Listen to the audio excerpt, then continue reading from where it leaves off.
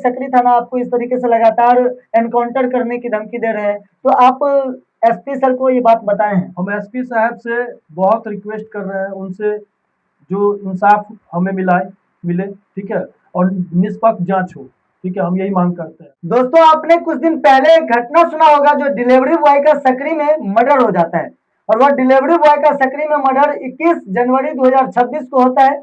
उसके बाद सकरी थाना आनन फानन में 2 लोगों को गिरफ्तार करके जेल भेजता है।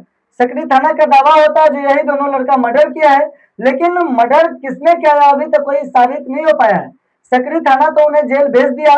उसके बाद जो आरोपी है, जिनके ऊपर आरोप है यह मर्डर क्या है, वो भिनभिनाने लगे हैं। आपको बता दें, जो जेल में भी उन्होंने डीएम और एसपी की एक बैठक हुई थी, जिसमें उन्होंने अपनी बातों को रखा था। उसके बाद कोर्ट ने उनको जमानत भी दिया है। अब जेल से निकलने के बाद जो आरोपी है वो लगातार अपने प्रशासनिक पदाधिकारी से गुहार कर रहे हैं कि उसकी निष्पक्षता से जांच होनी चाहिए।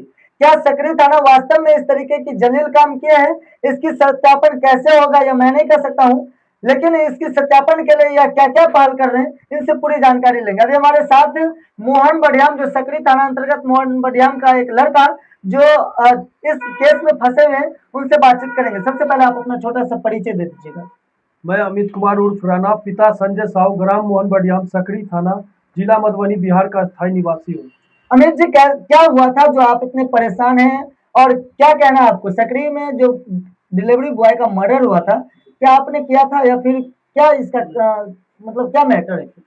हम लोग को कुछ पता नहीं था। हम लोग उसके परिजन के आधार पे खोजने से लेकर हॉस्पिटल तक भर्ती करवाने का कार्य किए थे, ठीक है। मेरे गांव का लड़का होने के नाते मैंने किया था, हेल्प किया था उनका। और मुझे जो है पुलिस प्रशासन के द्वारा उल्टा फंसा दिया गया, क्योंकि पुलिस प्रशासन जो है अपना पल्ला झाड़ने के लिए ये कदम उठाया, ठीक है। अच्छा, एक चीज बताइएगा, आपके गांव का लड़का था, आप साहू हैं, और वो लड़का कौन से कास्ट साहू जी? वो भी साहू था, दियाद था? नहीं, मेरा कोई नहीं था, बस अगल बगल का था। अच्छा, अगल बगल का था। आप उनके परिवार के जो लोग हैं, क्या वो आप पर पूर्ण रूप से सहमत हैं जो आप नहीं किए हैं, या फिर आपके ऊपर जो आरोप लगा तो वो भी मतलब इस बातों को मानते हैं जो कहीं ना कहीं आप ऐसा घटना किए हैं? आपका पुराना दुश्मनी वगैरह कुछ नहीं, ऐसा कुछ भी नहीं है मेरे बीच। अच्छा, कुछ भी नहीं, ऐसा कुछ नहीं है। मेरे गांव के कुछ लोगों के द्वारा चढ़ा बढ़ा कर तरह तरह का आवेदन भी दिलवा दिया जाता है। माननीय उच्च न्यायालय से मुझे जमानत प्राप्त हुआ है, जबकि मैं यहाँ पे निर्दोष हूँ, ठीक है। मैं बार बार गुहार लगा रहा हूँ।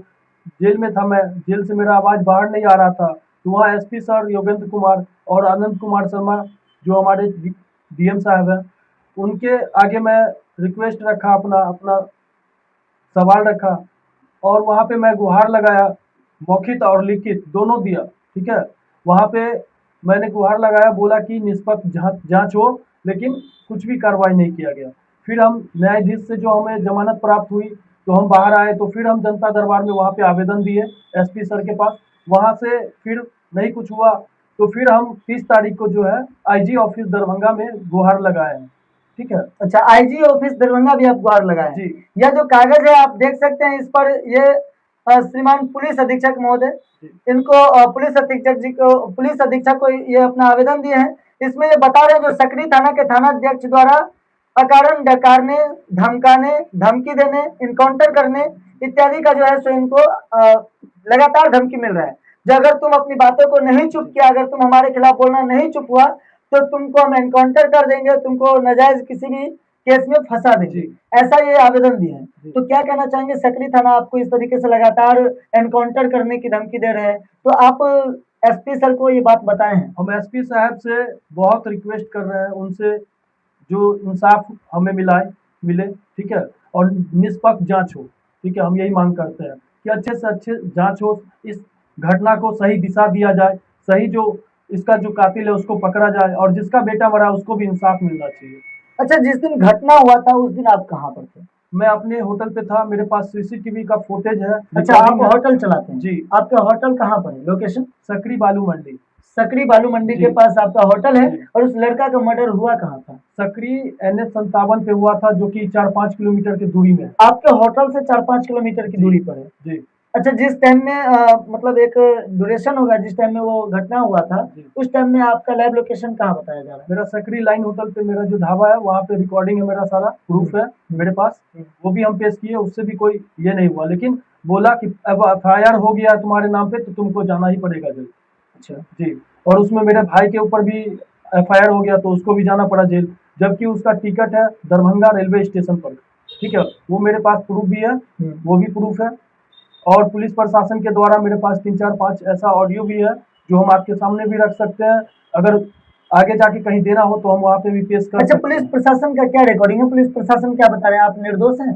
पुलिस प्रशासन का जो भी नीचे वाला जो अधिकारी लोग है वो लोग बोल रहे हैं अधिकारी कि नहीं, स्टाफ। हाँ, वही बोल रहे हैं कि मतलब अपना पल्ला झाड़ने के लिए, अपना नौकरी बचाने के लिए दबाव में आके ये कदम उठाया। अब आप सोच सकते हैं दोस्तों, जो एक ऐसा भी थाना होता है जो अपने आप को क्रेडिट लेने के लिए इस तरीके का घटना करता है, या हम नहीं कह रहे हैं, ये आरोपी का कहना है। लेकिन अब बात आता है जो क्या इस तरीके का होना चाहिए। लेकिन दो मुद्दा तो बनता है साहब।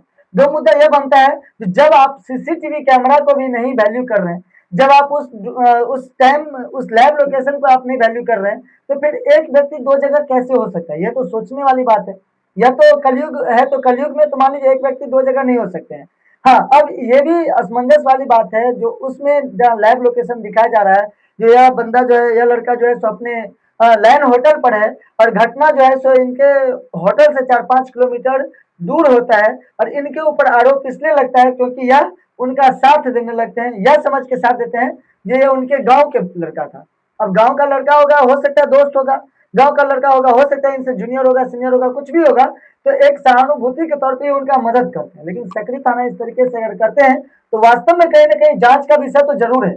मैं भी अपने वीडियो के माध्यम से अगर निष्पक्षता से कहूं तो मैं भी डीआईजी सर को, जैसे कि इन्होंने आवेदन दिया है, तो डीआईजी सर को, मधुबनी के एसपी साहब को निश्चित रूप से इस पर जांच करनी चाहिए। अब बात आती है, यह न्यायालय का मामला है, तो न्यायालय क्या सत्यापन करते हैं, किनको सजा देते हैं कि नहीं देते हैं, यह न्यायालय का मैटर है। लेकिन तत्काल के लिए मैं एक बता दूं, इस खबर के माध्यम से इस तरीके की संभावना बन सकती है। अब किसी का सुरक्षा करना भी, अब किसी का मदद करना भी खुद को जोखिम में डालने के बराबर हो गया है। यह हाल स्थिति बता रहे हैं, यह बिहार सरकार की पुलिस बता रही है। लगातार जिस तरीके से एनकाउंटर की धमकी दिया जा रहा है, लगातार जिस तरीके से जेल भेजने की धमकी दिया जा रहा है, यह भी कहीं ना कहीं हम लोगों को सोचने वाली बात है। जो अगर आप किसी की मदद करते हैं, अगर आप किसी की सुरक्षा करते हैं, आप आरोपी हैं कि नहीं है वो तो कानून का काम है, वो कानून जाने, और वो सत्यापन होना भी चाहिए। लेकिन तत्काल के लिए आपके ऊपर इस तरीके का जो ब्लेम होता है, आपके ऊपर जो इस तरीके का आरोप प्रतिरोप होता है, वो कहीं ना कहीं सोचने वाली बात है। आपको क्या लगता है कमेंट बॉक्स में लिख दीजिएगा, और एक बार वीडियो को शेयर जरूर कर दीजिएगा। अब देखिए, मासूमियत की भी एक हद होती है। अब इनकी मासूमियत को हम कैसे परखें, ये भी कहना मुश्किल है। अब ये सही है कि नहीं है वो भी हम नहीं बता सकते हैं। लेकिन इनकी जो जवाबदेही है, इनके ऊपर जो एक तरह से आरोप लगा है, और यह जेल से निकलने के बाद जिस तरीके से बुलंदी से अपनी आवाज को किन्हीं के पास रख रहे, प्रशासनिक पदाधिकारी के पास लगातार रख रहे हैं, तो प्रशासनिक पदाधिकारी का भी नियति बनता है जो कम से कम इनकी जांच करे। अगर नहीं करते तो कहीं ना कहीं अपनी कमी को छुपा रहे हैं। आपको क्या कहना है, जरूर बताइएगा। धन्यवाद।